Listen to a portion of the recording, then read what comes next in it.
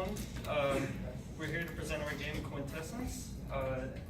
It's going to be a top-down roguelike dungeon crawler, and we hope that you like what you see. So, just to recap what the game is going to be about, the game takes place in a land where magics and the like are abnormal, so it's pretty a commonplace thing. And there is a hidden dungeon deep within these lands that houses the most powerful magical essence of all, Quintessence.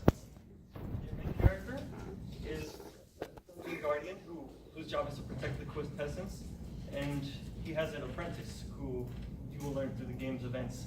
He betrays you and steals the Quintessence for his own malicious deeds. And so, the first thing that we wanted to get down for our game is the art creation. None of us are artists, or even close to having artist experience. And so we needed to find a good way to work around this. And so our approach was to make sprite-based animations. And you can see these are a ton of sprites. And so for people without that much artist experience, we had to find a way to make this process doable within a timely manner. And so we use this 3D to 2D art workflow, in which, in a nutshell, what we end up doing is taking a 3D model, shoving it into Blender, a free 3D modeling program, shove that result through a 3D to 2D pixelator that comes out with a nice pixelated result at the end of the day. And we can go ahead and show some of the results and even a bit of the process. And so these are the kinds of things that we've made for our game. And this is an example of that's its 3D animation, and this is the 2D result here. And this is the grand total of what we have produced so far from the system. We've got things like projectiles, parts, applying, which you'll see what it does in a second, and player and enemy animations as well.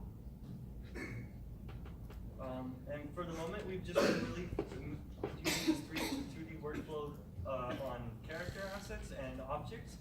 So right now, for the environment, like the level design and whatnot, we've currently been using free tile maps found online. I have all the sources for that, the credits I'll show you. And so yeah, these are the credits for the models and the sprite sheets that we've been using. And our game doesn't have sound and music at the moment, but we will be using them from the Humble Bundle assets. Yeah. And so I guess we'll go ahead and dive into the demo. We'll do a live demo for you guys. And so just to show you what we have. And so it's, as I said, it's going to be a top-down roguelike dungeon crawler. So the idea is that the player will start in a room and he'll be traversing this huge floor, which consists of rooms that will be procedurally generated. So whenever you play through, say, floor 1, if you do it the first time, it most likely will not be the same the second time around. We haven't gotten to the procedural generation of the levels yet. We just created a base room, but we did get the enemy-player interaction down, as well as the ability for the player and enemy to fire projectiles at each other. The spider has a simple AI at the moment, in which he approaches until he is close enough, and once he is, he'll begin to shoot projectiles at you. And so most of the skill that the player will be required in order to get through the game will rely mostly on